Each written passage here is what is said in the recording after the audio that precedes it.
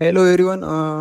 इस वीडियो में हम थोड़ा अलग टॉपिक डिस्कस करेंगे कि मार्केट में जो हर हर एक मूवमेंट आता है मार्केट में। जैसे मान लो कोई भी स्विंग आता है तो इस स्विंग के बाद लोगों को कंफ्यूजन होता है कि यहाँ से मार्केट मतलब इस स्विंग के बाद मार्केट में अगला क्या हो सकता है। इस स्विंग के बेसिस पर लोग मार्केट को जज नहीं कर पाते, मतलब यानी कि अगर मार्केट में कोई इस तरह से एक स्विंग आता है तो लोग उसके बाद पैनिक हो जाते हैं कि यहाँ पर एक सेलिंग आ चुकी है, अब यहाँ से गिरेगा या यहाँ से फिर से रिकवर होगा। ये लोगों के बीच में कंफ्यूजन रहता है कि इसके बाद मार्केट में क्या हो सकता है, जिसको फिबोनाची के लेवल से भी लोग ट्रेस करते हैं मार्केट को कि फिब के जो पॉइंट्स होते हैं 0.507, इस लेवल से मार्केट रिट्रेसमेंट लेता है या पुल बैक लेता है। तो उस केस में लोगों को उस फिबोनाची के बारे में तो पता है कि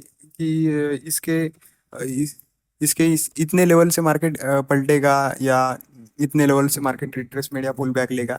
ये तो सबको पता है, लेकिन उसके पीछे की जो सेंटिमेंट होता है, साइकोलॉजी होती है, और जो टेक्निकल्स होते हैं मार्केट में, उसके बारे में सबको पता नहीं होता है। लोग मतलब इस टूल को इस तरह से यूज करते हैं कि इस टूल को अगर लगा दिया तो बिंदास इस टूल के हिसाब से ये लोग काम करते हैं। लेकिन आप जो भी चीज यूज कर रहे हो, आपको उसके बारे में पूरी तरह से पता होना चाहिए कि इस चीज का पूरा इस्तेमाल कैसा है और इसके पीछे का रीजन क्या है। तो हम इस छोटे से टॉपिक में एक डिस्कशन करेंगे कि मार्केट में जो भी मूवमेंट आता है तो उसके पीछे से हम साइकोलॉजी को कैसे ढूंढ सकते हैं, जिसकी वजह से हमें मार्केट में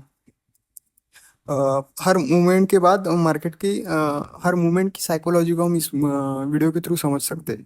तो मैं थोड़ा सिंपल लैंग्वेज में समझाने की कोशिश करूंगा। देखो, अगर मार्केट में हम फिबोनाची लगाते हैं तो फिबोनाची के हिसाब से ही मैं आपको बताऊंगा, क्योंकि अगर इस तरह से बताऊंगा तो आप कंफ्यूजन में आ सकते हैं। तो देख लो, मार्केट में होता क्या है, ये जो हर हर एक मूवमेंट जो मार्केट में आता है उसके पीछे होता है कि मार्केट में बाइंग यानी कि पैसा कितना आया है, उसके हिसाब से मार्केट में मूवमेंट आता है। अभी मान लो यहाँ पर बायर्स और सेलर्स के बीच में जो लेन देन हुई है, तो उसके बीच में जो बायर्स है वो हावी होने के बाद बायर्स के टेरिटरी में मार्केट चला गया है। तो यहाँ पर जितना पैसा आया है, यहाँ पर जितना पैसा मार्केट में डाला है, उसका उसका जो मार्केट में आपको चार्ट में जो दिख रहा है, मतलब इतना पैसा, जितना पैसा डालने के बाद मार्केट में इतना मूवमेंट आया है। तो उसके बाद ये जो मूवमेंट आया है इसमें मार्केट में इस पैसे में से कितना पैसा मार्केट में लोगों ने वापस ले लिया। यानी कि यहाँ पर लोगों ने पैसा तो डाला है, मान लो यहाँ पर 100 करोड़ लोगों ने 100 करोड़ रुपीज यहाँ पर मार्केट में डाल दिए हैं लोगों ने। तो ये जो मूवमेंट है, ये इस मूवमेंट का 50% है। यानी कि यहाँ पर मान लो 50 करोड़ रुपीस यहाँ पर विड्रॉ किए गए हैं। यानी कि यहाँ पर प्रॉफिट बुकिंग जो आई है वो 50 करोड़ की आई है, इसलिए इस वजह से यहाँ पर 50% आपको सेलिंग दिख रही है। तो यहाँ पर 50% से ही मार्केट ने फिर से यहाँ पर ऊपर की तरफ मूवमेंट दिया है। तो इस केस में हम समझ सकते हैं कि 50% पैसा, यानी कि लोगों ने 50% पैसा मार्केट में अभी भी होल्ड किया है। मार्केट 50% से पलटा है तो मार्केट ने जितना भी पैसा डाला गया था उसके 50% पैसा लोगों ने वापस ले लिया है। यानी कि यहाँ से हम कंसिडर करेंगे कि इस मूव को अगर हम कंसिडर करेंगे कि इस मूवमेंट के बाद मार्केट में ये जो एक मूवमेंट आया, इसके बाद यहाँ पर मार्केट ने 50% पर फिबोनाची के रिट्रेसमेंट लिया है।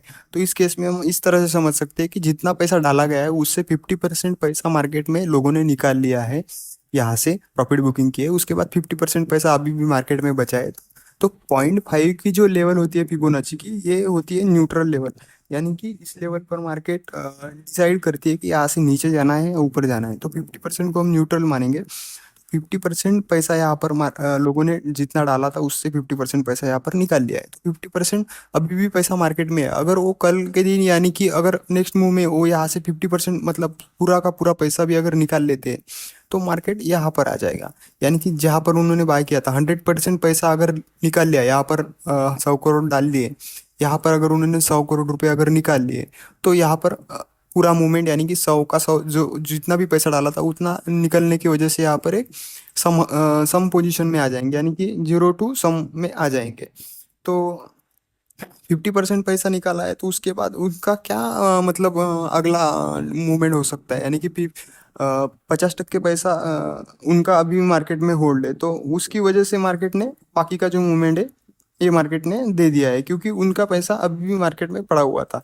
तो इस कितना पैसा मार्केट में डालने के बाद कितना निकला है, इसकी इसके बेसिस पर भी हम मार्केट का हर स्विंग के बाद मार्केट में क्या हो सकता है इसके बारे में हम देख सकते हैं। यानी कि यहाँ पर अगर हम फिबोनाची लगा कर देखते हैं इस मूवमेंट के बाद, यहाँ से ये जो मूवमेंट आया है, तो इससे देखेंगे आप अभी यहाँ पर मार्केट ने जो रिट्रेसमेंट लिया है, इस मूवमेंट के बाद जो मार्केट ने रिट्रेसमेंट ली है वो 0.38 या 23 इसके बीच में ही ली है। मतलब यहाँ पर जितना भी पैसा डाला गया है मार्केट में, उसका सिर्फ 20 to 30% पैसा ही मार्केट से लोगों ने निकाला है। इसलिए तो मार्केट यहाँ पर आज आपको होल्ड करते हुए दिख रहा है। अगर मार्केट में से 50% पैसा निकाला गया होता तो यहाँ पर मार्केट आपको दिखता। अगर मार्केट से 100% पैसा अगर आज प्रॉफिट बुकिंग हुई होती तो मार्केट आपको जहाँ से उठाता वहां पर ही दिखता था। तो ये हो गई मार्केट में कितना मतलब कितना फंड आता है और कितना फंड जाता है उसके बेसिस पर।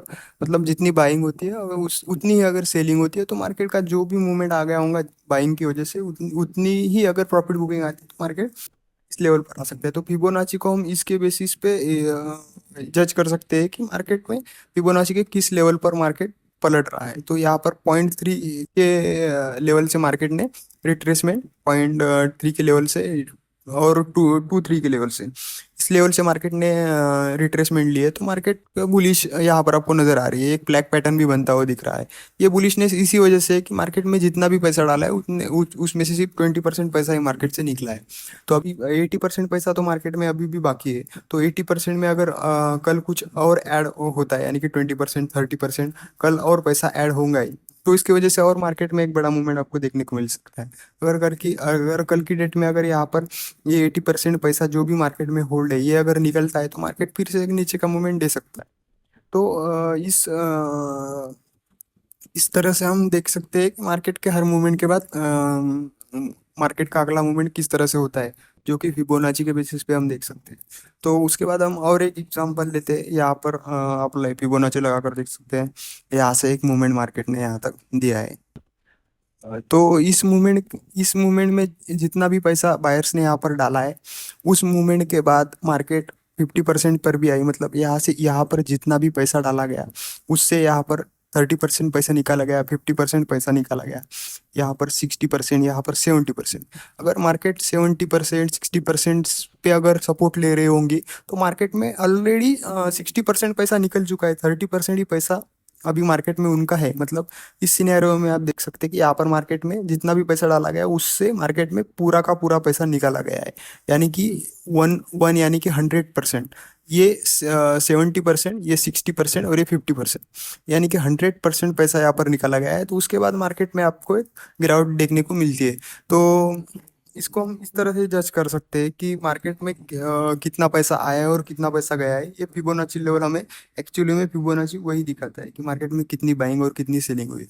तो यहाँ पर पॉइंट पॉइंट 70 यानी कि 70% से मार्केट ने एक रिट्रेसमेंट लिया था, लेकिन इस केस में आपको यहाँ पर बाय नहीं करना चाहिए था, क्योंकि मार्केट 70% पैसा मार्केट से यहाँ पर जितना डाला है उससे 70% मार्केट में पैसा निकाला गया है। तो यहाँ पर जो 30% पैसा बचा है उसमें क्या ही यहाँ पर एक मूवमेंट आ जाएगा।